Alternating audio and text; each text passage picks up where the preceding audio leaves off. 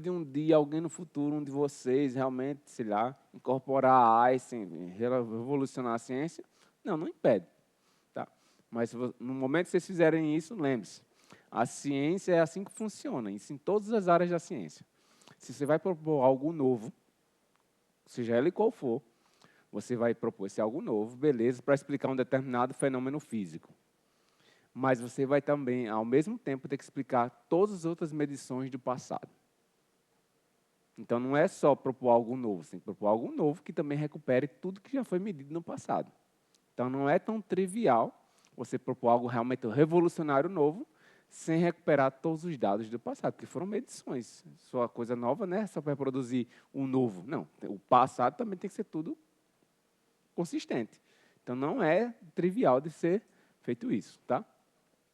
Então, eu brinco com meus colegas de trabalho com teoria da relatividade geral, eles ficam bem chateados comigo. Então, seria a teoria da gravidade querendo substituir matéria escura. No primeiro contato com dados, eles caem. E eu vou contar uma história engraçada. Vocês conhecem esse cara aqui ou não? Da foto? Alguém reconhece? Não? Então, se não conhece, então escutem, em vez de ler lá, vocês vão ter a oportunidade de ler, escutem o que eu vou dizer. Fritz Zwicky, um suíço, foi realmente o primeiro, a ter um artigo científico dizendo que observou matéria escura. Isso na década de 30, 1933. O artigo dele tinha alguns pequenos problemas em relação à precisão nas medições dele. E ele foi o primeiro que colocou esse nome, matéria escura.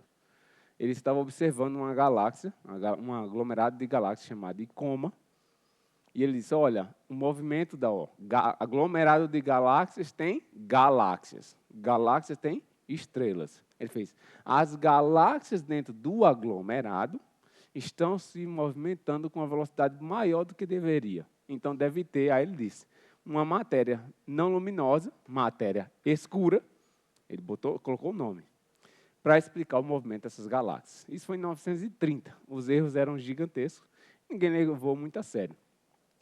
E ele era, apesar de ser genial, diversas contribuições na área de astronomia e astrofísica, ele é uma pessoa com um gênio bastante difícil.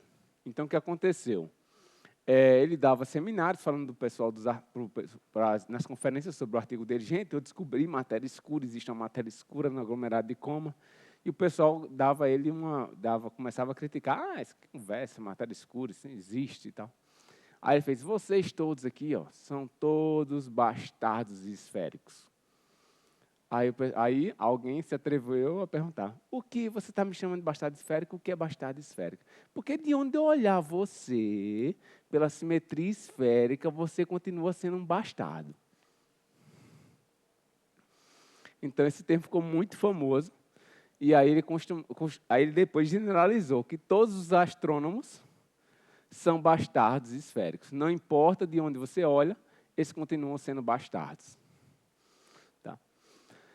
Mas bem, vamos ao resumo. Sempre todo mundo tem pessoas que adoram resumo, né? Então vamos ao resumo.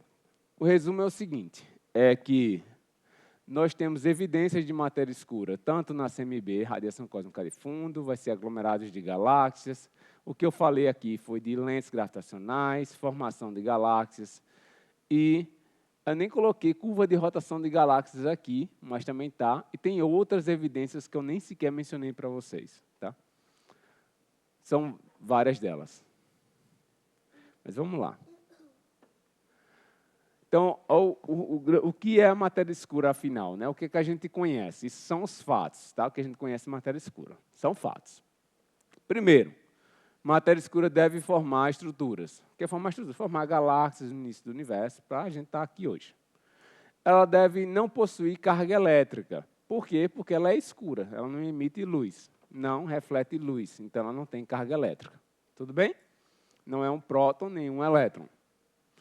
Ela deve ser abundante. Ela representa 27% de todo o conteúdo do universo, 27%. E ela deve ser fracamente interagente. O que isso quer dizer? Ela não pode interagir muito forte com prótons e elétrons, porque se interagisse muito forte com prótons e elétrons, eu não conseguiria formar essas estruturas, tá? E ela já teria sido detectada há muito tempo atrás, em outros laboratórios. Ela deve interagir bem fracamente, assim como os neutrinos. A matéria escura é uma espécie de neutrino, só que gordinha, mais massiva. Tá? Então, esse é a matéria escura. Se for uma partícula, ela tem que ser mais massiva do que os neutrinos. Isso são os fatos científicos que nós conhecemos a respeito de matéria escura. Então, a gente vê muito na rede social, pessoas dizem, o que é a matéria escura? Não sei, ninguém sabe de nada. Isso não é verdade. Esses 4 dedinhos aqui são fatos científicos. Tá? E o quinto, que eu diria, é que eu desejo, isso é um desejo, que ela seja detectável em um laboratório. Eu seja capaz de construir um laboratório e detectar ela. Tá? Vamos lá. Então, vamos realmente à aula 3. Então, o que é matéria escura? Existem 2 possibilidades só hoje, pessoal, que matéria escura possa ser. Ela pode ser buracos negros, mas não é o buraco negro que está no centro da nossa galáxia, não é esse. É um buraco negro primordial. O que significa isso? Significa um buraco negro que foi formado no início do universo.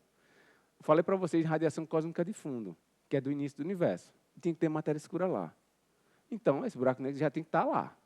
Não pode ser um que foi construído agora porque 2 galáxias se fundiram. Não, tem que ter sido desde aquela época. E persistir até hoje. Tá?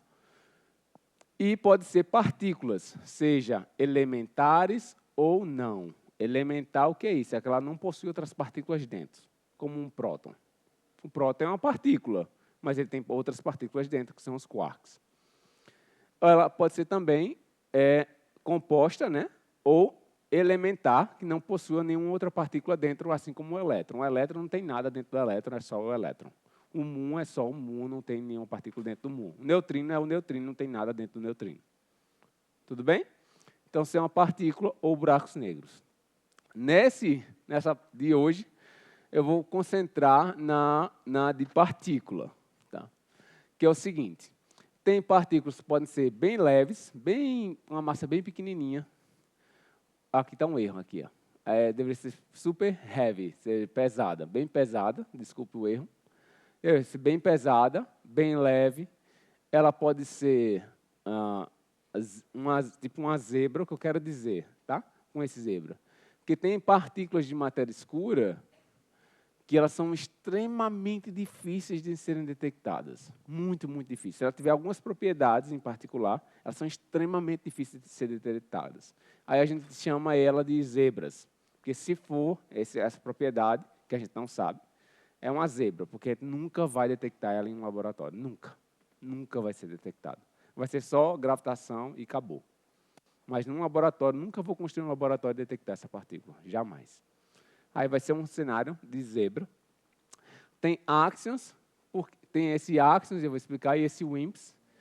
Esse WIMPs, eu vou escrever aqui.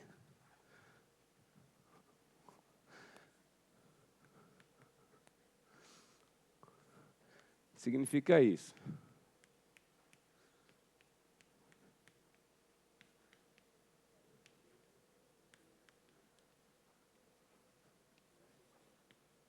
Isso mesmo.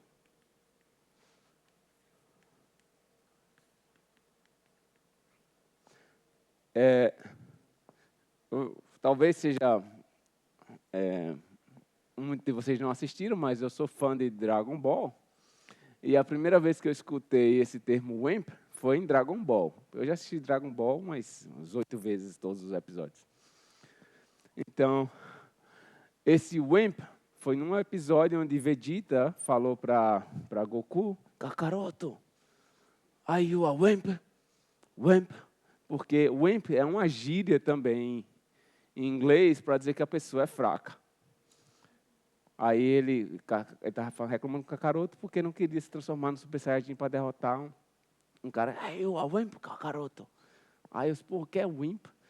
Aí, hoje eu estou trabalhando com WIMPs, né? Hoje...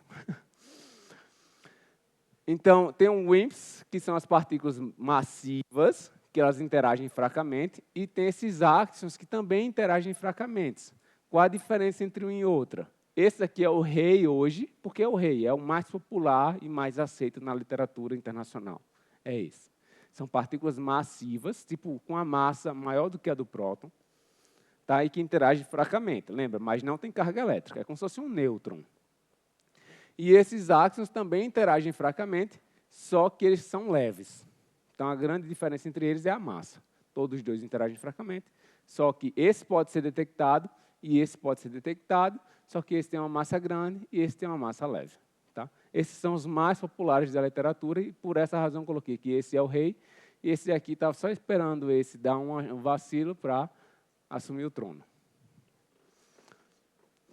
Então, vamos lá. Vamos falar agora como é que eu posso detectar matéria escura. Né? Primeiro, falar de forma indireta, com o rei das indiretas. Então, uma das primeiras formas é o seguinte, é você pegar um telescópio e apontar para o céu e medir raios cósmicos ou fótons, luz. Essa é uma das principais formas de buscar por sinais de matéria escura, vocês vão entender como hoje. Então, está aqui esse telescópio que vocês estão vendo aí, ele é um telescópio que tem aproximadamente, esse daí tem 12 metros, são 20 metros de diâmetro, 20 metros, tá? Ele é gigantesco, tá? Na Espanha. E esse telescópio hoje vai ser superado, está sendo construído um, com 30 metros de diâmetro. Então, 30 metros, é como se fosse daqui para lá deve ter uns 14 metros, por aí, 15 metros. Então, pega aí 30 metros, para você ter noção qual é o tamanho do negócio. É gigantesco, é uma coisa muito, muito grande. Então, está sendo construído já esse telescópio para sondar a matéria escura, e vocês vão entender como. Só aguarde um segundo. Então, esse é um desses, aqui, ó, esse é o gigante. Esse seria de 30 metros de diâmetro. É um negócio muito, muito grande. Aqui não dá para ter noção. Vai ser construído com participação brasileira, tá? Um dos telescópios foi construído aqui em São Paulo, na USP São Carlos. Então, o que é esse telescópio? Esse telescópio vai fazer o seguinte, tá? Aqui os telescópios, vou mostrar um vídeo bem legal para vocês, que eles vão fazer, vão apontar para uma região do céu e detectar raios gama, ou fótons, ultramente energéticos. Aonde? No deserto do Atacama, no Chile.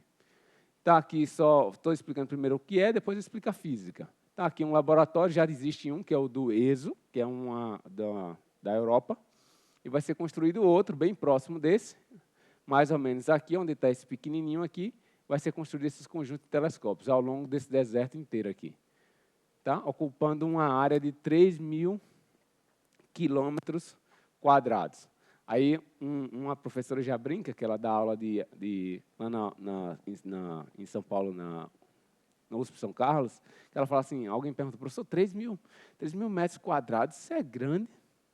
Será que isso é grande? A área de 3.000 metros quadrados, isso é grande? Será que é do tamanho da USP? As 3.000 metros quadrados, pessoal, é 3 vezes São Paulo. Para pensar. A gente vai construir um conjunto de telescópios que vai dar 3 vezes o estado de São Paulo. Será que é pequeno?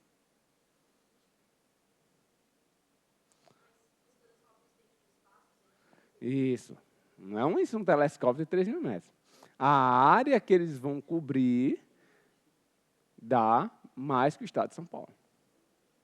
Então, assim, por isso que tem que ser no deserto. Imagina se comprasse parte de São Paulo, já era. A gente ia falir só com terreno, comprando terreno. Então, tem que ser numa área deserta, por uma razão financeira. A segunda é porque tem que ser em alta altitude. Olha, 2.600 metros acima do nível do mar. Por que isso? Eu já visitei esse site. Gente, é um negócio surreal. Quando dá 7 horas da noite, eu com o celular, eu vejo a galáxia. Uma coisa assim, 7 horas, você está vendo assim, com o seu olho, assim, é um negócio surreal. Surreal. Você tira uma foto melhor do que você com o telescópio da sua casa. Pode pegar um bom aqui, você não vai ver tão bom quanto. Por quê? Não tem incidência de poluição, então o céu é limpo, limpo, limpo, limpo. E isso é fundamental para esse tipo de ciência. Eu vou mostrar, acho que eu coloquei a foto de uma menina tirando, no dia que eu fui. Aqui, ó. Isso é com o meu celular, tá? Essa foto aqui de baixo é tirando de uma pessoa, com o celular. Parece mentira, né? É surreal mesmo.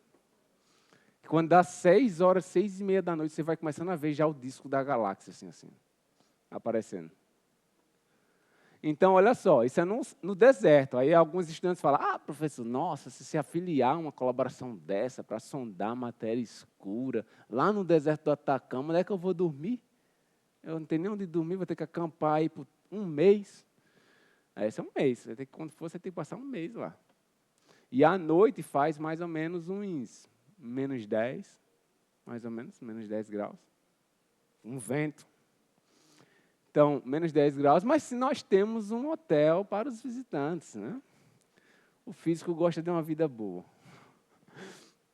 Então, nós temos aqui onde você vai ficar hospedado, os visitantes, obviamente, os membros da colaboração, né? É só para um guest house para os visitantes que vão fazer ciência, né? Então, você não fica desabrigado. E aqui está uma foto também, tem a parte boa, que eu visitei também, é nas Ilhas Canárias, na Espanha. Esse telescópio vai ter 2 sites, um vai ser no deserto do Chile, que eu acho que vai ter não muita briga para ir para lá, e vai ter um que vai ser nas Ilhas Canárias, na Espanha, né? E aqui está a foto, aqui no fundo, essa parte aqui, essa área aqui, que vocês estão vendo. Está reclamando que eu não chamei ela para ir.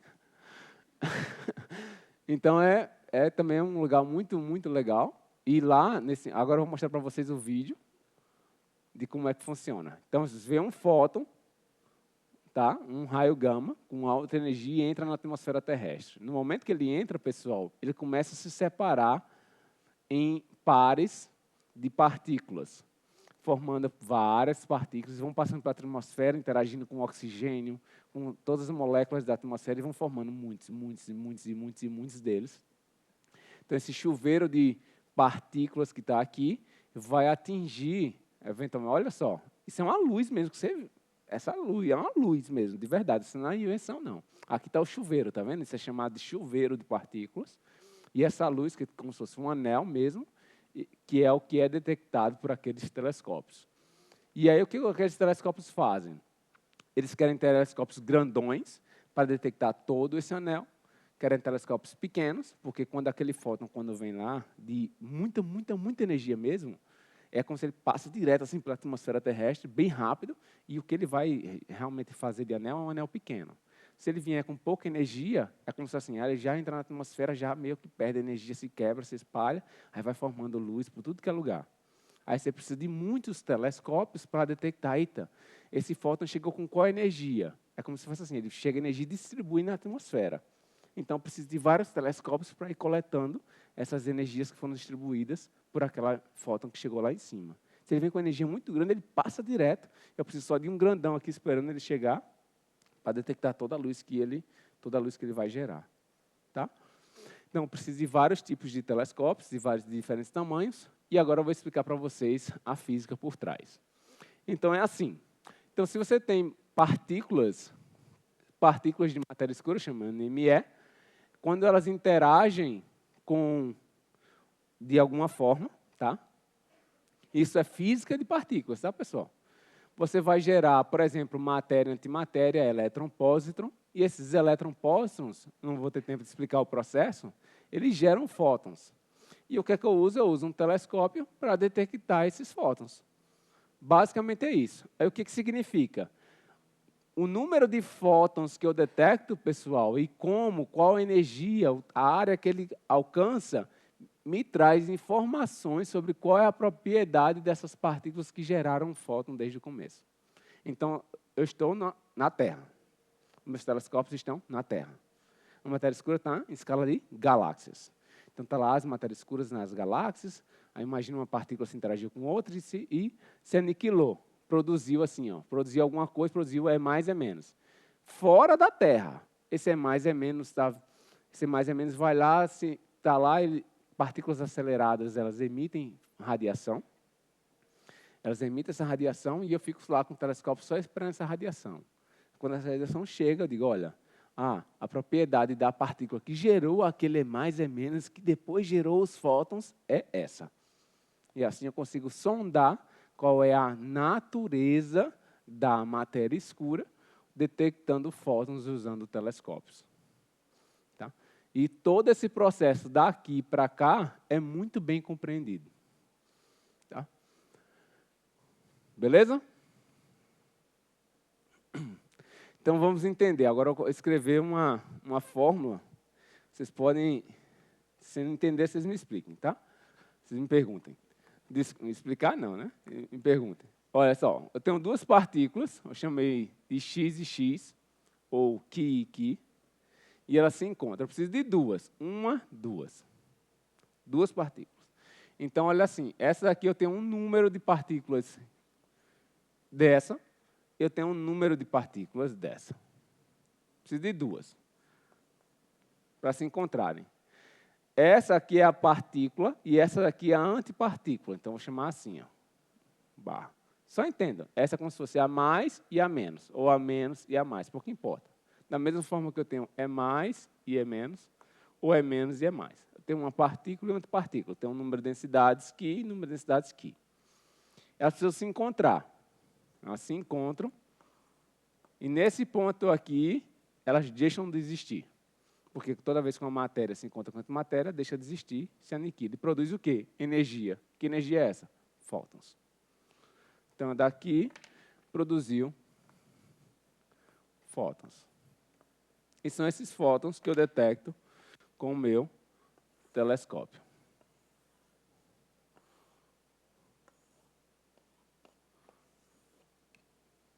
Esses fótons aqui que eu vou detectar aqui com o meu telescópio. E olhem só. Então, eu dependo de Nq e Nq. E faz sentido para vocês, é lógico que é o seguinte, quanto mais eles se encontrarem, mais fótons eu vou observar. Quanto mais eles se encontrarem, mais fótons eu observo. O que significa isso? Quanto mais eles se encontrarem. No mundo quântico, quanto mais se encontra, significa quanto maior é a probabilidade de eles interagirem. E a quantidade física que mensura interação é chamada de seção de choque. Seção de choque é nada mais, nada menos do que uma quantidade, está dizendo quão provável é que duas partículas se encontrem. Tudo bem? Então, quanto mais provável eles se encontrarem, maior a seção de choque, ou maior a probabilidade deles se encontrarem. Então, ó, depende desse QN aqui e um sigma, tá? Sigma. Então, depende desse, desse e desse. Aí, olha só. Então, o fluxo, o número de fótons que eu vou observar, ele vai depender desse N aqui, desse N aqui e desse sigma. Depois que eu faço, olha para essa forma aqui, esse sigma está aqui, é esse daqui, ó, sigma que está aqui. Nq vezes Nq dá Nq ao quadrado. Isso aqui é como se fosse A vezes A ao quadrado. 2 vezes 2, 2 ao quadrado. 4 vezes 4, 4 ao quadrado. Então, N vezes N, N ao quadrado. Então, esse N ao quadrado é o que está aqui. E a seção de choque está aqui. E o que é isso daqui? Eu vou tentar explicar para vocês. Isso aqui é dizer assim, quantos fótons realmente são produzidos? É 2? Então, se fosse 2 aqui, isso que vocês estão vendo, N, D, E aqui, seria 2. Se eu dissesse, ó, pessoal, quando toda vez duas partículas se encontrarem, vai formar 3 fótons, tá? Aí, beleza, aí aqui eu vou e coloco o número 3 na mão, 3. Mas fosse 4, 4, e assim por diante. Então, o que eu estou querendo explicar para vocês, no final da história, sem entrar em tantos detalhes, é que o fluxo, esse fluxo é o número de fótons que eu observo por unidade de área, por unidade de tempo. Agora vocês vão entender algo importante. Por que eu falo de fluxo e não falo número de fótons? Porque, olha só, se a Agatha observa uma região do espaço por um ano, ela observou X fótons. E eu observo a mesma região por 5 anos. Obviamente, eu observei mais fótons do que ela. Então, para eu saber que o meu resultado está consistente com o dela, eu tenho que dividir pelo tempo que eu observei. Entendeu? Então, é o número de fótons por área por tempo. Vou dar outra. Ela observou uma região do espaço desse tamanho. E disse, Farinaldo, eu observei 1000 fótons vindo daqui. Eu disse, tudo bem. Mas eu estou olhando, Agatha, esse tamanho aqui desse espaço, mas eu observei por 5 anos. Meu resultado está consistente com o teu? Como é que eu vou comparar isso? Eu tenho que dividir, meio que normalizar pela área e pelo tempo que eu observei, para saber se meu resultado realmente está consistente com o dela. Então, toda vez quando a gente fala em astronomia ou astrofísica de fluxo, a gente pega esse número de fótons, divide pela área que eu estou olhando e pelo tempo, para saber que eu estou olhando a mesma coisa. Isso daqui é o que eu chamo de fluxo. É o número de fótons por área por tempo. Mas eu vou voltar aqui para apontar para vocês uma coisa aqui que é importante. Olha só. Então, se eu observei o número de fótons numa determinada área do espaço, num determinado tempo, eu dependo de uma seção de choque. Tá? Eu não vou fazer as fórmulas para vocês entenderem, mas só vamos focar, vou voltar para cá, vamos focar aqui. A probabilidade de eu me encontrar, de um próton se encontrar com um elétron, de um elétron se encontrar com um neutrino, de um próton se encontrar com um antipróton, do pósito se encontrar com um elétron, depende da propriedade deles, das interações deles. Então, olha só, vejam só que legal. Eu estou observando fótons no espaço.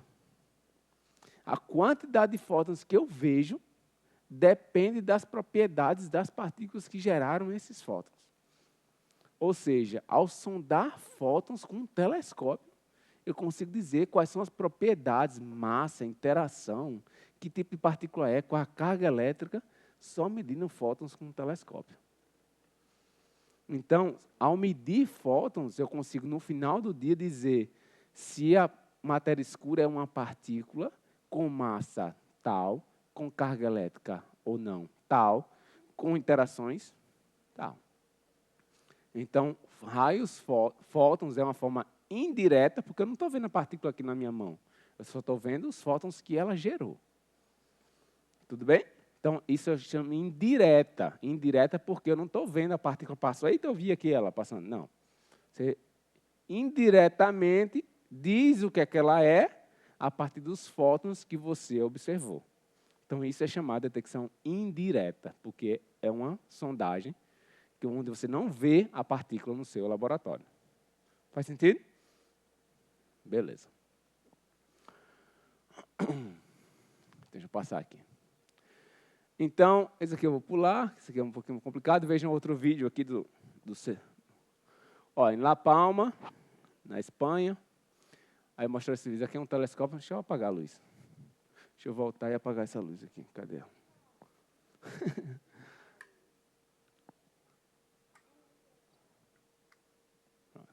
Vamos lá.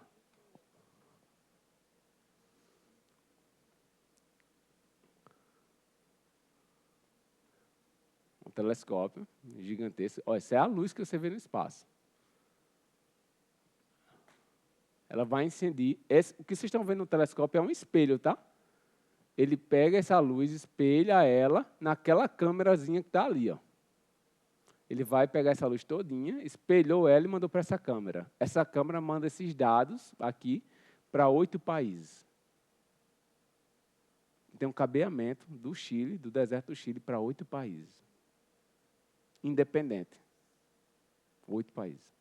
É um fio que vai do deserto do Chile para 8 países. Ó, e essa é a foto que os telescópios tomam, tá? Deixa eu acender de novo. Deixa eu só apagar essa e acender essas demais. Pronto, assim está melhor. Então, vejam só, vou contar uma história para vocês. Quando a gente estava... Tem um observatório que também é no Chile, chamado Vera Rubin, que tem um propósito diferente, estão medindo outras coisas, mas tudo bem. Tem um cabeamento que ia do Vera Rubin, no Chile, para os Estados Unidos. Direto, individual deles, um cabeamento que foi até para os Estados Unidos. E esse cabeamento tem que ter, lembre-se, eles mandam dados reais, automaticamente. Eles estão observando e já estão mandando dados para vários países. O que aconteceu? Vocês sabem que cobre é caro. Então, fizeram esse cabeamento pelo Brasil. Vocês já sabem onde eu vou chegar, né? Foi exatamente isso que aconteceu com o cabeamento de cobre, que passou pelo Brasil. Aí o telescópio ficou sem mandar dados para os laboratórios. Aí o que fizeram? Mudaram a rota e fizeram 2 cabeamentos. Porque se um sumir, o outro ainda está mandando dados. Por isso que às vezes a gente tem a imagem que a gente tem, né? Por causa de coisas como essa. Mas vamos lá. Vamos agora falar da detecção, outro método que é a detecção direta de matéria escura. Aprendendo o básico, né? Detecção direta. Eita, pegou ali. Né? São pessoas que gostam de cavernas. Se você gosta de caverna, ficar isolado das pessoas por muito tempo, esse é o método ideal para você. Né? Se eu gosto de ficar só eu, pronto, esse aí é o seu. Então, esse método de detecção direta já propõe o diferente. Eu não quero olhar o que vê fótons para indicar o que é que vinha, o que era propriedade de matéria escura. Eu quero ver ela passando aqui no meu laboratório. Tá?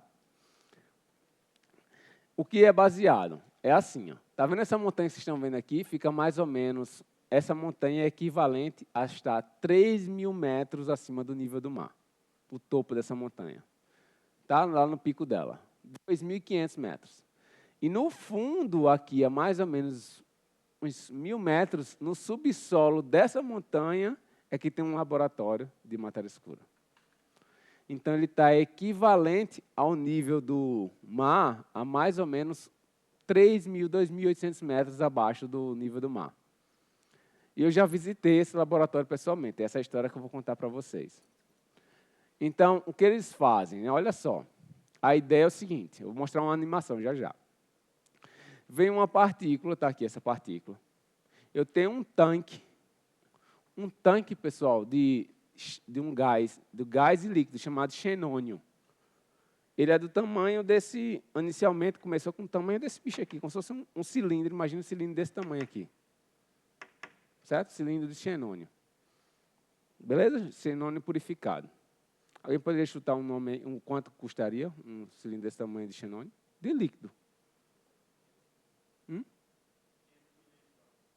500 milhões de dólares? Não, aí é muito.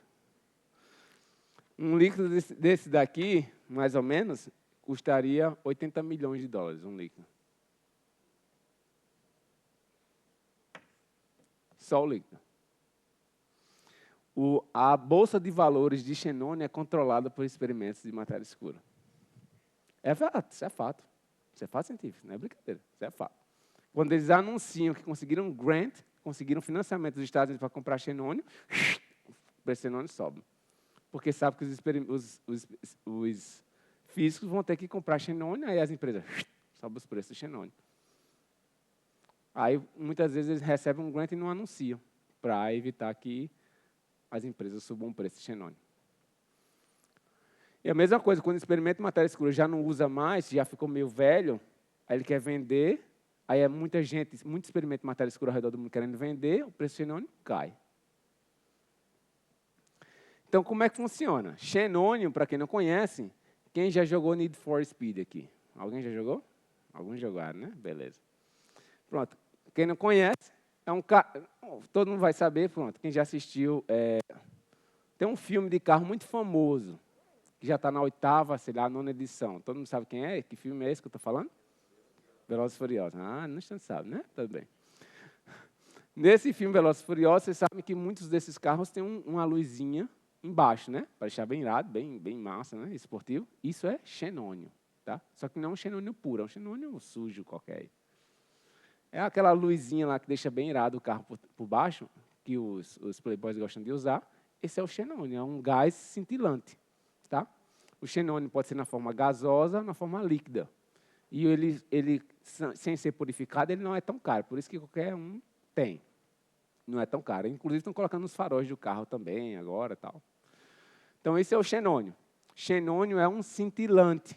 O que é isso? Toda vez que você passar uma corrente elétrica por ele, ele brilha. E é isso que faz aquela luzinha. Tá? Então, se eu tiver dentro do meu carro um reservatório, e eu cercar ele, passar a corrente elétrica dentro desse reservatório, O gás, por sentir a corrente elétrica, ele vai brilhar. Ele pode brilhar de diferentes cores, de acordo com o que eu disser. Tá? Então, isso é o xenônio. Toda vez que passar uma partícula carregada ou uma corrente elétrica, ele vai brilhar. Então, o que é que faz esses experimentos? Esse agora, que eu falei para vocês, ele tinha mais ou menos 20 quilos. Presta atenção, 20 quilos era mais ou menos uns 80 milhões. Hoje, ele está em 8 toneladas. Tá? 8 toneladas de xenônio purificado. E aí vocês vão ver a foto de como é. Então, vem uma partícula aqui. Está aqui uma partícula, aquele mesmo aqui que eu disse lá. E aqui está meu tanque. E aqui está o xenônio. Ele tem número atômico 131. Número atômico, para quem não lembra, é número de Z, número de prótons mais nêutrons. Tá? Então, 131. Aí vem a partícula aqui, de matéria escura, está aqui. Vou colocar ela aqui. Ó. Ela vem aqui. E incide com esse xenônio. Olha, eu tenho um tanque, não é que tem um xenônio aqui, não. O tanque é um líquido. Quantas moléculas de água tem numa 8 toneladas? Ah, sei lá, nem sei fazer essa conta. Da mesma coisa, eu tenho 8 toneladas de xenônio, quantas moléculas tem? Sei lá, façam essa conta aí vocês.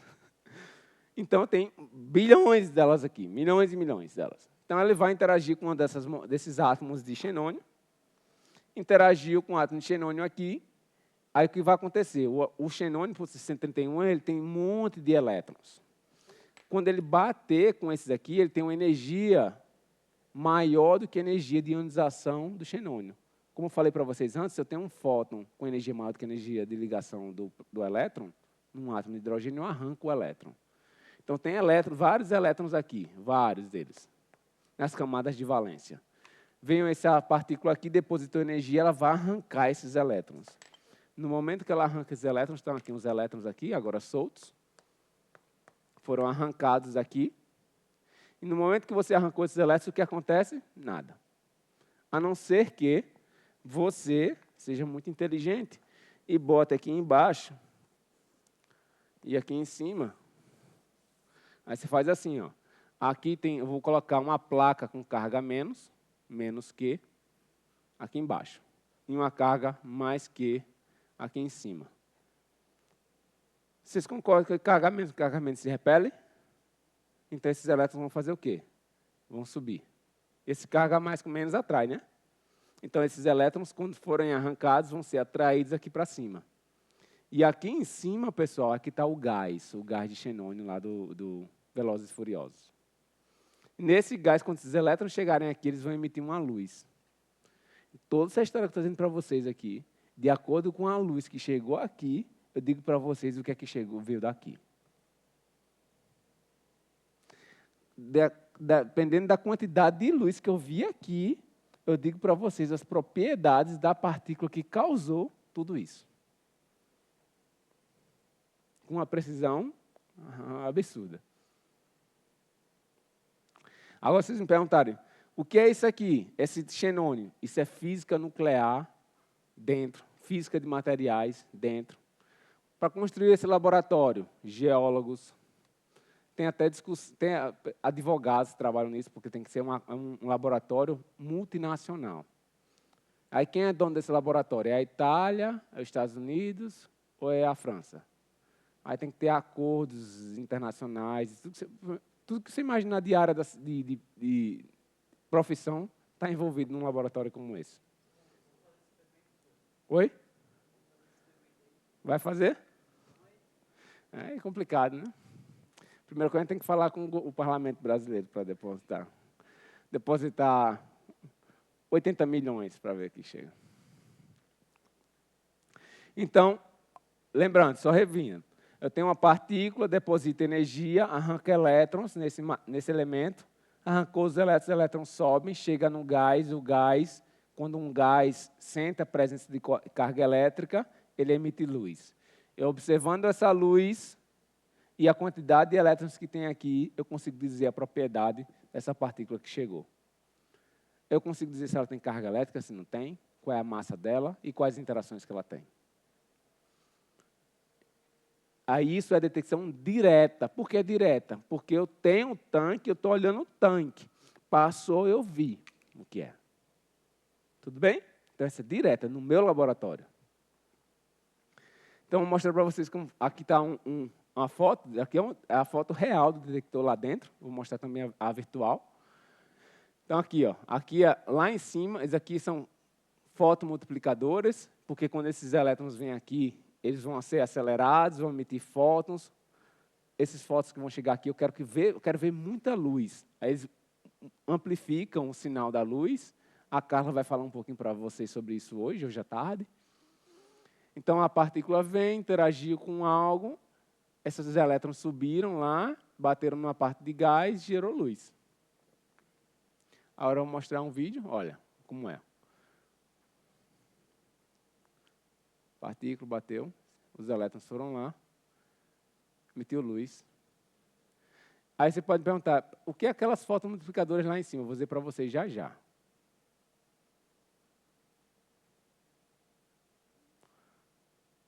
O que ele está falando aí? Eu vou repetir, tá?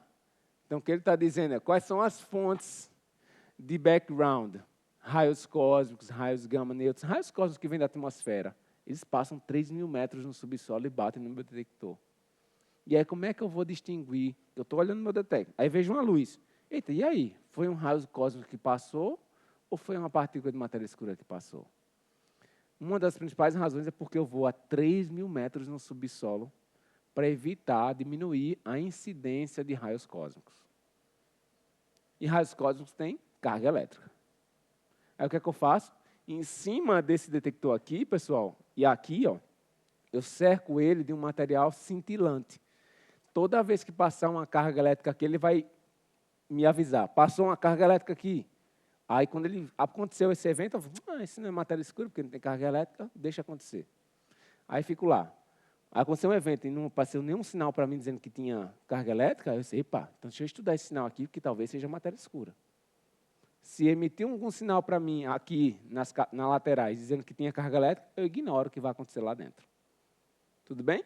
Então, assim que eu distingo background, que é uma fonte que não é matéria escura, da que possivelmente pode ser matéria escura, porque matéria escura não possui carga elétrica. Vai falar.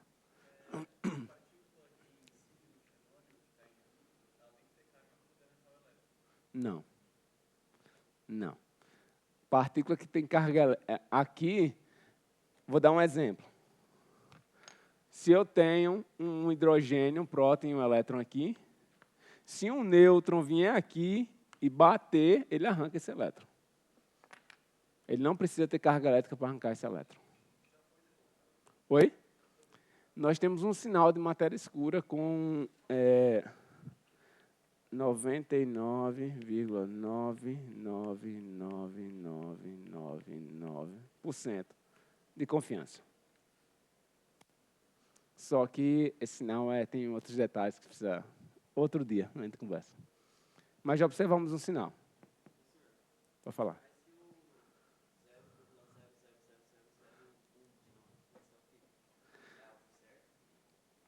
Não, aquele 0,001 que eu estava falando era a diferença de temperatura entre um fóton e outro. Não, então, quando você chegou no 99,99, só esse daqui já é o suficiente para dizer que você descobriu. E ir para Stockholm e ganhar um Nobel. Já é o suficiente. Chegou aqui, você já pode comprar seu ticket. Esse experimento em particular tem alguns problemas, mas eu não cabe aqui falar. Por isso que eles não compraram o ticket para a Suécia ainda. Oi? Os nêutrons, então. Os nêutrons é quase impossível de ser distinguidos. Então, o que é que o pessoal faz? Geólogos, geofísicos, são contratados, passam mais ou menos 2 anos, só estudando as rochas que cercam um laboratório. E diga, olha, essa rocha aí emite que tipo de radiação? Como é que ela decai? Todo o material decai com o tempo. Que tipo de radiação? Quantos nêutrons ele emite? Tantos. Aí eles fazem, ficam lá, só com o detector lá e esperando. Passou tantas partículas, tantos nêutrons, aí eu vou calibrar se o que o geólogo geofísico disse, e no físico nuclear, está consistente com o que eu estou vendo. Só olha, o meu experimento está consistente com o que o pessoal que estuda as rochas e emissões nucleares está dizendo. Aí eu, beleza. Então, vamos supor que eu vou observar 2 eventos de nêutrons por dia. Vou dar um exemplo, 2. Então, todo dia, se aparecer só 2, para ser sincero, eu não sei dizer para mim se foi, para vocês, se foi matéria escura, se foi um nêutron, porque é a mesma coisa. Mas se eu observar 3, 4, aí eu digo, ó, então tem uma probabilidade, 1% de confiança de ter sido um sinal de matéria escura. Se eu observar 5, com certeza não foi nêutrons, porque é o dobro. Não foi 3. Aí você pode dizer, talvez não era 2, era 3. Tem uma margem de erro, mas se for um número bem excedente ao que você preveia através de decaimentos radioativos das rochas, aí você pode fazer um claim, dizer assim, isso foi matéria escura, observamos o sinal de matéria escura. Aí, por que esse resultado não é confiante? Porque esse trabalho que eu acabei de falar para vocês, das rochas e tudo mais, não foi tão bem feito num determinado experimento. Fala.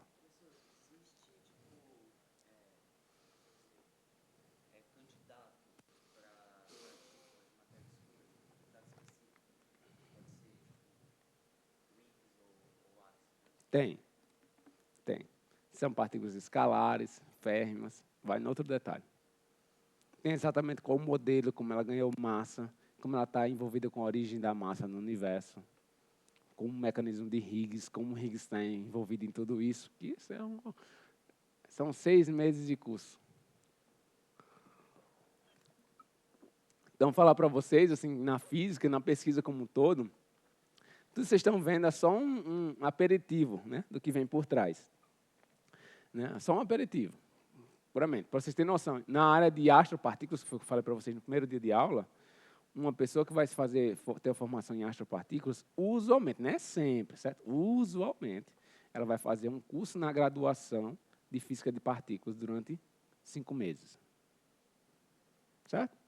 Beleza, aí chegou na pós, no mestrado. Eu estou falando só de física de astropartículas. Chegou na pós, ela vai fazer um curso de teoria quântica de campos, um semestre. Física de partículas avançada, outro semestre. Física de partículas 2, mais avançada, outro semestre. Teoria quântica de campos 2, outro semestre. Aí depois, física de matéria escura, outro semestre. É 2 anos e meio só de formação para vocês entenderem, fazer as contas do que eu estou mostrando para vocês hoje. Então. E por alguma razão que eu não consegui mapear ainda, talvez as meninas podem me ajudar, a área de física de partículas em si, ela não atrai muitas meninas. A área bem teórica de física não atrai muitas meninas, mas a área de astropartículas já atrai muitas, por causa algo observacional, não sei. Eu não consegui mapear ainda a razão disso. Mas o pessoal, por exemplo, o pessoal de astronomia atrai muitas meninas. A razão, homens e mulheres, é bem maior. Em física de partículas mesmo, pura, é quase homens, exclusivamente, pouquíssimas meninas. E é quando é na astropartículas, que é o meu dos dois, eu já aumento de novo a quantidade. Talvez seja por estar mais próximo da astronomia também. Não sei. Talvez um dia vocês me digam, mas eu não consegui desvendar isso.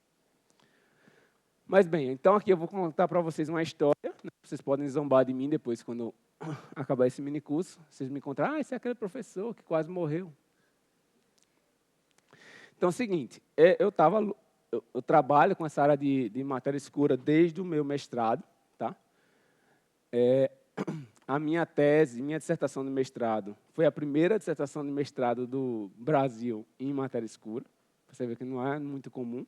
Né? Isso não é grande mérito, na verdade, eu queria que não tivesse sido. Eu queria que tivesse já muita gente já trabalhando com matéria escura. Né? Então, meu sonho era visitar um dos laboratórios. Está aqui o tanque, está vendo o tanque aqui, que eu mostrei para vocês? Ó, são 3 andares, está vendo aqui o tamanho do tanque? 3 andares. Dentro desses 3 andares, tem um tanque que é basicamente só do tamanho de um andarzinho desse. O resto é só para aquele negócio que eu falei para vocês, um cintilante para evitar que raios cósmicos cheguem, eles colocam rochas, outros tipos de materiais líquidos para evitar que os raios cósmicos cheguem. Isso aqui é um laboratório. Esse laboratório aqui está aqui embaixo dessa montanha. tá? 3.000 metros de subsolo. Então, eu fui visitar, a realização, um sonho. Eu trabalhando com teoria, fui visitar o laboratório para detectar a partícula de matéria escura, estava em outro caminho. Então, eu e um colega meu, que é professor nos Estados Unidos, na Universidade de Flórida, também tudo animado, ele, né, o Chris, e a gente foi lá, estava todo mundo maluco, tudo de física, de matéria escura aqui. E aí a gente recebendo aí quando ele chegou no laboratório, tem todo um protocolo de segurança para você entrar, não é você entrar quando você quiser, não. Você tem que ter autorização prévia assinada 7 dias antes, tal, o que você vai fazer, o porquê você vai fazer, porque você vai entrar, quanto tempo você vai ficar e tal. Beleza, fizemos tudo isso, todos felizes. E aí quando ele entrou lá, todo mundo meio animado, né? Aí tinha um rapaz aqui, que eu acho que ele veio do capeta, que aí ele pegou e falou assim, olha, gente, bem-vindos ao Snow Lab, o LNRGS é um laboratório na Itália, é o Gran Sasso Laboratório, na Itália, um dos mais famosos do mundo. Existem 2 grandes, um no Canadá, Snow Lab, e o Gran Sasso, na Itália. A gente vai fazer um tour virtual no Gran Sasso, já, tá?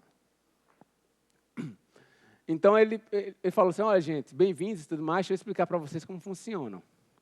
Aí a gente estava entrando por essa portinha aqui, ó, essa portinha aqui. Essa portinha aqui é um elevador. Primeiro, a gente estava em cima, a gente chega na plataforma aqui em cima, aqui, ó. A gente entrou aqui. Um negócio bem bonito e tal. E eu sabia que era eu ia passar mais ou menos 2 quilômetros no subsolo. Mas eu imaginei que fosse um laboratório, aquele negócio bonito e tal, né? Equipamento e tal. Aí ele falou, gente, vai descer 2.000 metros no subsolo e tal. Aí eu imaginei até um elevador, fosse um elevador chique, um negócio, né? Mas nada, parecia ele estava descendo para o inferno.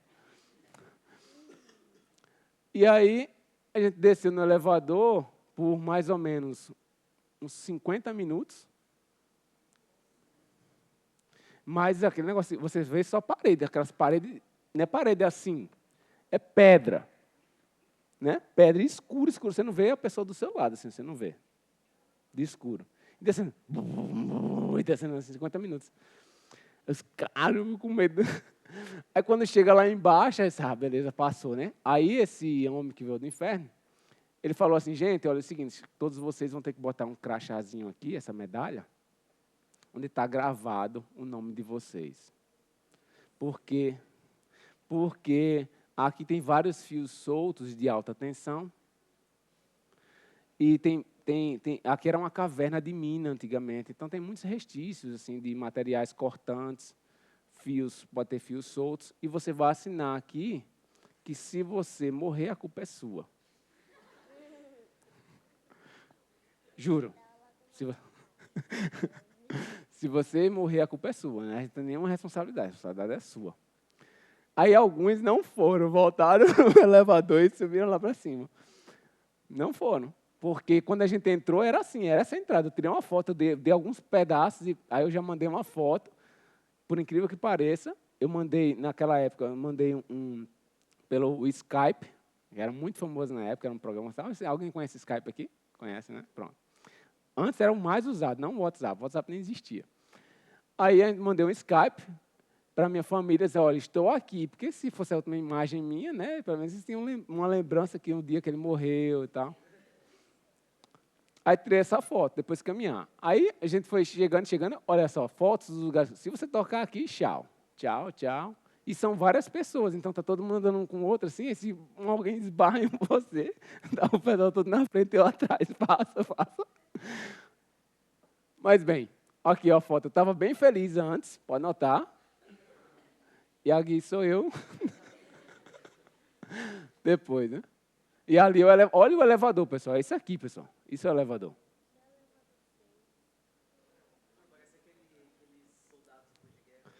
Pô, tá jogando como se você estivesse jogando medalha de honra aqui.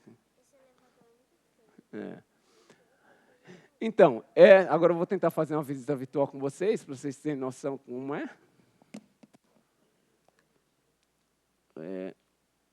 Pronto. Então, esse aqui é o Snow Lab. É o laboratório mais limpo e bonito que tem de matéria escura. Então, olha só, você entra por essa porta. E aqui, ó, aqui é o laboratório. Olha só.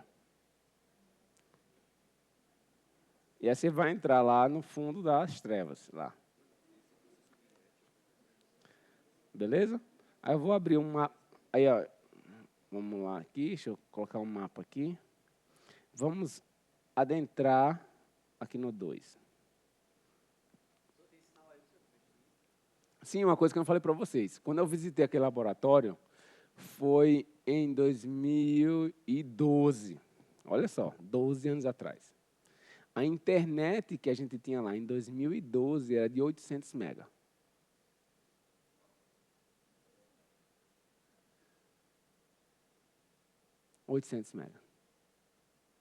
Isso a 2.000 metros no subsolo.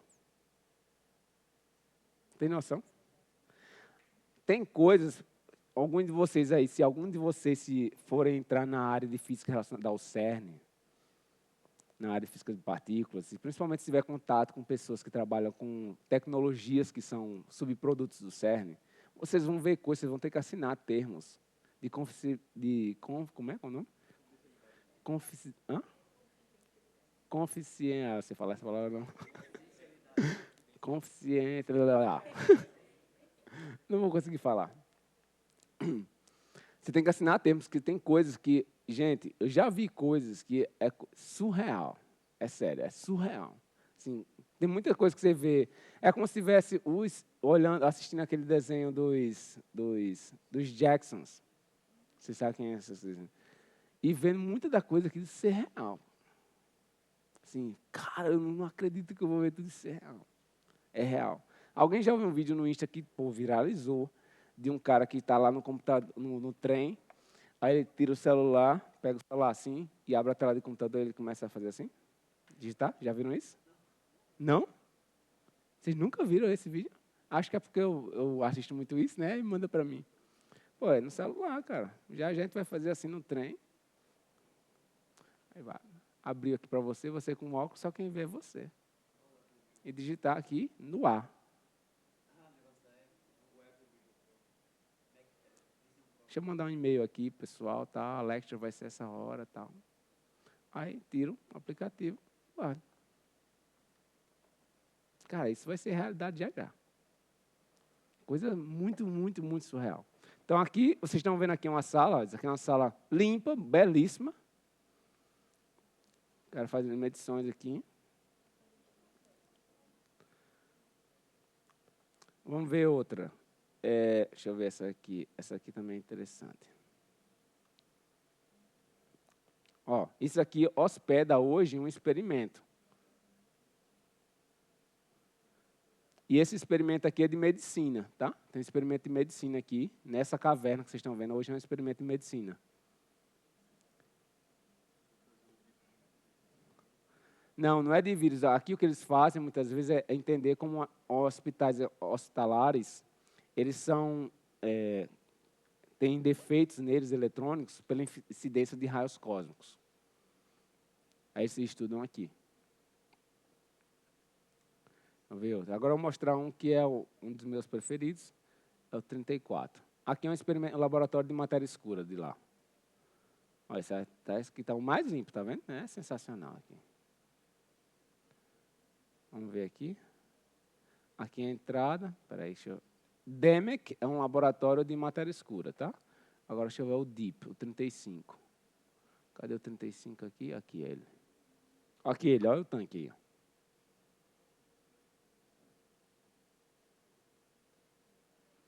Ó, para subir lá nele. Gente, pessoas passam meses e meses e meses trabalhando aqui. Oi? A razão pela qual os tanques são grandes é o seguinte. Olha só, vem uma partícula. Quanto maior o meu tanque, maior a chance dela bater no meu tanque. É só para aumentar a chance de detectar o sinal. Só que o preço aumenta muito grande, porque o líquido é caríssimo, né? E para você ter noção, além do experimento de matéria escura, hoje, na semana passada, foi semana retrasada, a gente teve, foi semana passada, teve um workshop aqui de matéria escura e neutrinos, que é pesquisadores, uma escola de matéria escura e neutrinos, onde era voltado para alunos de pós-graduação. Tá? Eu sou um dos organizadores dessa escola do princípio que vocês vão amanhã, hoje, também eu sou um dos organizadores. Então, a gente tenta promover essa área no âmbito de pesquisa científica. Aí tem um rapaz que ele trabalha num experimento de neutrinos, que fica no estado de Illinois, nos Estados Unidos. Olha só, lembra, eu falei de algumas toneladas, 8 toneladas, e eles estão construindo um experimento, nos próximos 20 anos, um experimento de 100 toneladas nos Estados Unidos. 100 toneladas, só que não sem ser de xenônio, é de argônio. É a mesma coisa, mas é mais barato. Mas 100 toneladas de argônio. Isso no Fermilab. Isso para o quê? Sondar matéria escura, estudar física de neutrinos. Então, a vantagem, muitas vezes, de trabalhar em determinadas linhas de pesquisa é que meio que você tem o seu futuro garantido por 20, 30 anos de pesquisa para frente. Então, não é assim, e daqui a 10 anos, o que é que tu vai fazer? E tem muito disso. E se não detectar aquilo que você disse daqui a um ano? Rapaz, daqui a 20 anos estou construindo um experimento. Eu procuro no outro. Daí. Então, esse é o tanque do DEEP. Ele procura especificamente só por matéria escura, tá? Partículas de matéria escura, usando o que eu expliquei para vocês agora. Tá? É bem bonitinho. E agora, só para terminar, deixa eu colocar aqui, esse pico também é outro experimento de matéria escura. Para falar. 20, deixa eu ver. O Vessel. Não sei. Espera aí que não está querendo abrir. Deixa eu sair daqui.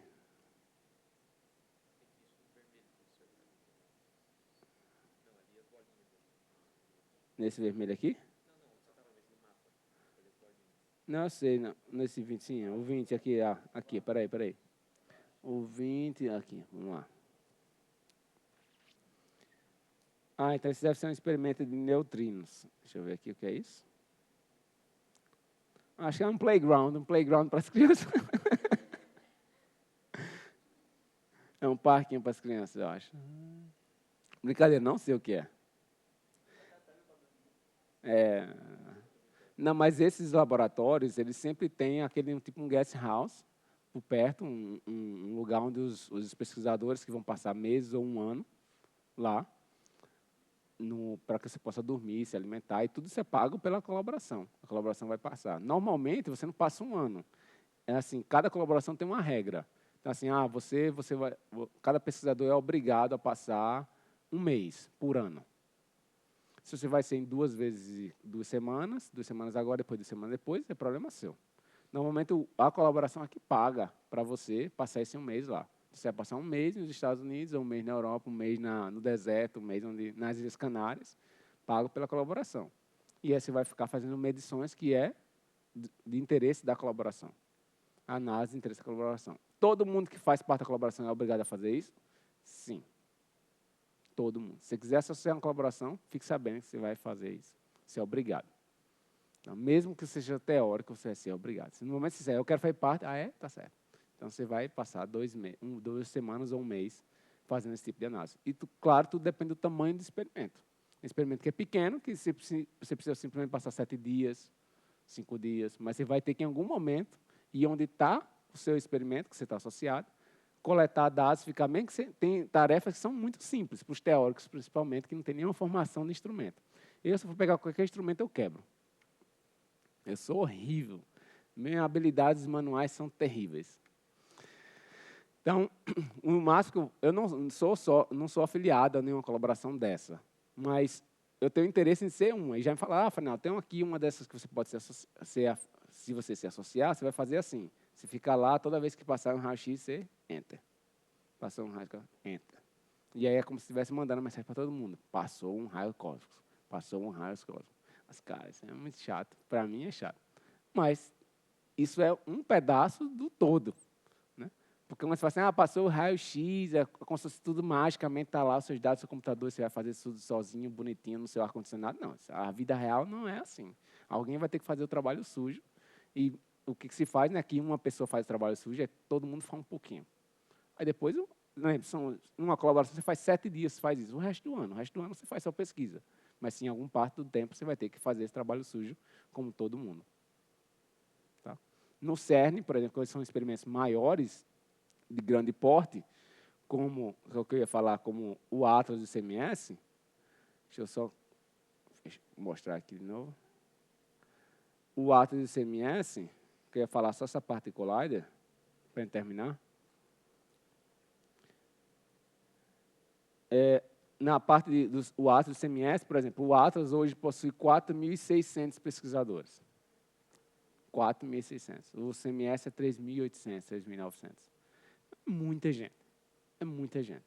Então, a vantagem para mim, no meu ponto de vista, às vezes você fazer parte de colaborações grandes, apesar de não fazer, é de que assim, você vai conhecer pessoas de todo lugar do mundo. Isso é muito massa. Cara.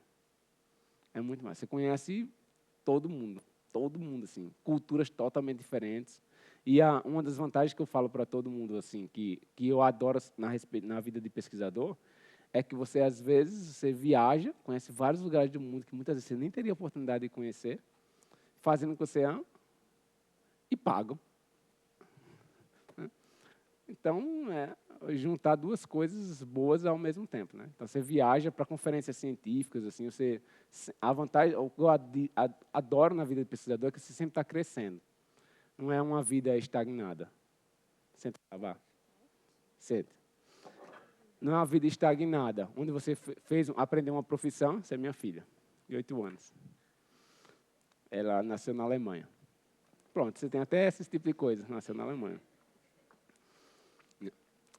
Eu tenho outra filha, mas ela nasceu em Natal. Então, elas brigam dizendo, você é potiguar e eu sou alemã. Então, a vida do pesquisador é isso que eu adoro, que você sempre está crescendo, aprendendo algo novo. Às vezes, você aprende com outras pessoas, interagindo com outras pessoas que sabem mais do que você. Então, você é bom numa coisa, mas ao interagir, conversar com outras pessoas, você aprende uma coisa nova com ela. Você sempre está crescendo. Sempre vai para conferências científicas, onde tem pessoas que sabem mais do que você em outros aspectos. Às vezes, você é exposto à crítica do seu próprio trabalho, você fala, nisso eu preciso melhorar.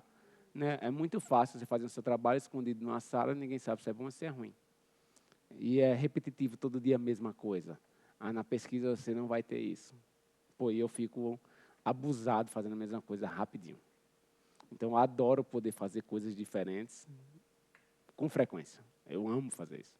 Assim, se fazer coisas diferentes, não sabia disso, eu tenho que estudar isso. Isso é massa. Não, isso eu não sei, vai demorar muito para mim aprender isso sozinho. O que é que eu faço?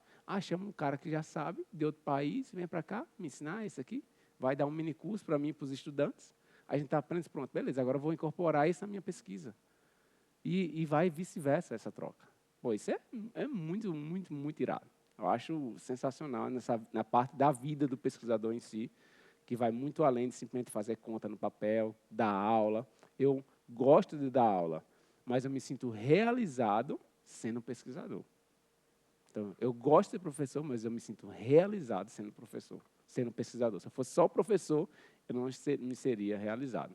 Apesar de muitas vezes sentir sendo professor sendo realizado, eu não me sentiria. Se eu não fizesse pesquisa, eu não me sentiria realizado. Eu dar aula todo dia, o mesmo conteúdo, eu particularmente não me sentiria realizado. Mas cada pessoa tem sua, sem diminuir, nem mais nem menos, mas cada um tem sua própria paixão, né? A minha é essa.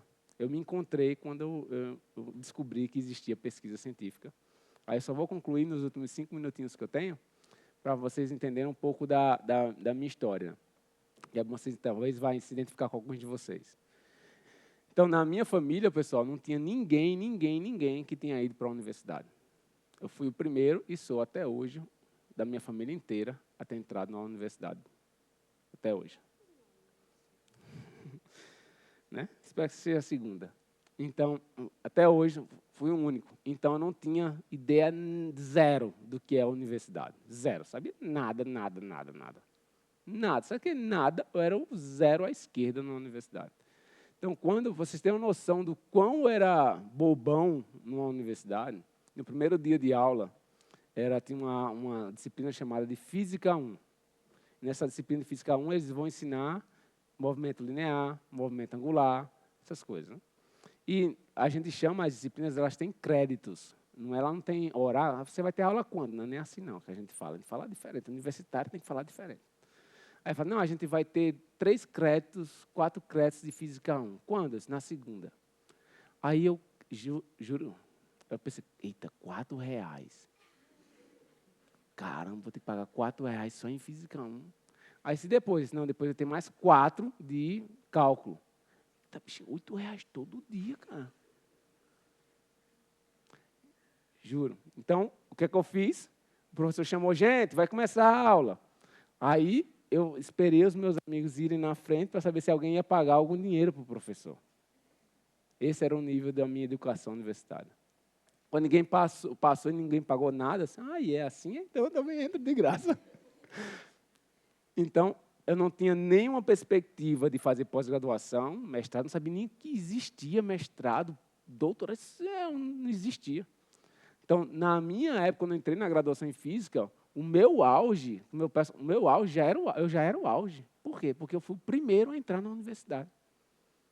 Só que uma frase que eu não sei onde é que eu vi, que eu gosto de replicar para os meus estudantes, é o seguinte, você não pode deixar a sua origem, de onde você veio, ser régua para onde você pode chegar. Não pode. Então, nesse momento, eu disse, caramba, bicho. Então, entrei na universidade e agora eu não vou deixar isso como régua. Eu não vou ser uma pessoa que vou fazer graduação. E com o tempo, você vai aprendendo naturalmente, conversando com seus colegas, com os professores, você vai aprendendo coisas que eu não sabia. E eu, obviamente, eu fui colando com quem sabia mais do que eu, para eu ir crescendo. Isso é muito importante nas nossas, foge do assunto, né? Foge nas nossas amizades. Né? Tem que colar com pessoas que são boas, às vezes melhores do que a gente, para poder crescer junto com elas. Se você crescer só se cercar de pessoas que é pior que você não vai muito longe. Né? Então, fiz isso. Tinha colegas meus que já tinham pais, que eram professores universitários, então já ensinaram, Farinaldo, existe iniciação científica. Assim, o que é isso? Aí, não, você começa a estudar, estudos de pesquisa inicial e ganha uma bolsa. Se eu ganho uma bolsa? E é de quantas? Um salário mínimo. Um salário mínimo? Mas, caramba, vou ganhar igual a meus pais, cara. Essa era a minha realidade. Eu vou ganhar igual a meus pais. No segundo período da graduação, eu vou chegar dando uma ordem lá em casa. Né? Então, consegui bolsa de iniciação científica e, com o tempo, aí, obviamente, já com bolsa de iniciação científica, meus professores começaram a falar, tenta fazer um mestrado, você gosta da pesquisa e tal, tenta fazer um mestrado e doutorado. E como é isso? E fui aprendendo ao longo do tempo o que era um mestrado, o que era um doutorado, o que é que eu queria fazer, começando a pegar gosto. E até o 4º período de física, pessoal, sinceramente, eu não queria fazer física. Eu não queria fazer física. Por quê? Porque até o 4º período, em quase todos os cursos de física no país, você só vê o que você viu no ensino médio. Até os 2 primeiros anos de física, 1 ano e meio de física, é repetição do ensino médio, só que no nível avançado. Então, não vou fazer P igual a MV. Vou fazer outro tipo de conta. Mas, no final, é P igual a MV. Só que numa forma matemática bem mais avançada. Tá? Força gravitação de Newton, G, M1, M2, sobre D ao quadrado, não vou fazer isso, vai fazer num grau avançado. Mas, fisicamente, de conceito, não tem muita diferença. Cara, esse negócio é muito chato. Não estou fazendo nada, eu quero resolver o universo, o pessoal vem me falar de Newton. Então, eu me sentia desmotivado, e qual o grande problema? É que a gente tem o costume de se comparar com os nossos colegas. Então, muitos dos meus colegas estavam fazendo concurso para ser militar, para ser policial, para o que for, antes da graduação, terminar, estava no meio da graduação.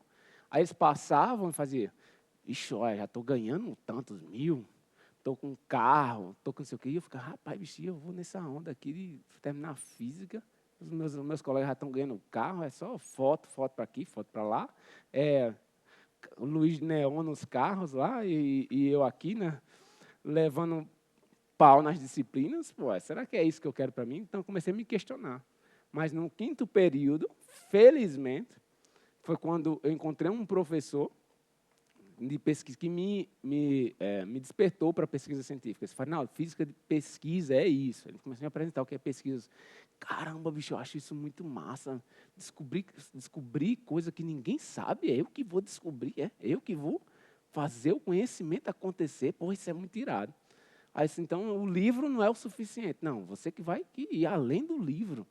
Mas, cara, isso eu achei irado, me arrepio todinho só de falar. Então, isso eu me apaixonei por isso. Eu disse, cara, eu vou seguir isso pro resto da minha vida. Então, eu tinha dúvidas se queria seguir, continuar no curso de física até o 4º período, no 5º período em diante. Eu disse, não, aqui eu me encontrei. E tem colegas meus que não se encontraram, seguiram seus caminhos. Estão felizes, então está resolvido. Mas aquilo não me realizava. Fazer só, estudar exercício de livro, fazer exercício de livro, não me realizava. Eu precisava fazer algo além. Eu particularmente. Eu não me sentia realizado fazendo exercício de livro. Eu queria fazer algo além. E aí você, ao longo do tempo, a vida vai te levando nos caminhos que você nunca imaginou. Então, sempre quis fazer pesquisa, mas nunca imaginei que ia ter uma filha que nasceu na Alemanha, né? Ou ia morar em Natal. Natal nunca passou na minha cabeça de morar em Natal.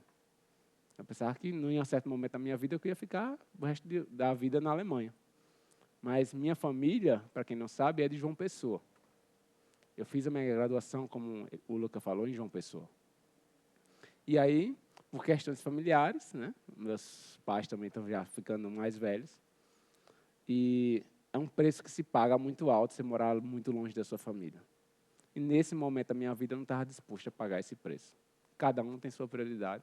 A minha foi, tá bom, já fiz, passei 7 anos fora. E agora chegou o momento de voltar para ficar mais próximo da família. E foi assim que eu resolvi ir para Natal. Tá bom? Agora vocês conhecem um pouquinho sobre mim. Obrigado, pessoal, por toda a atenção.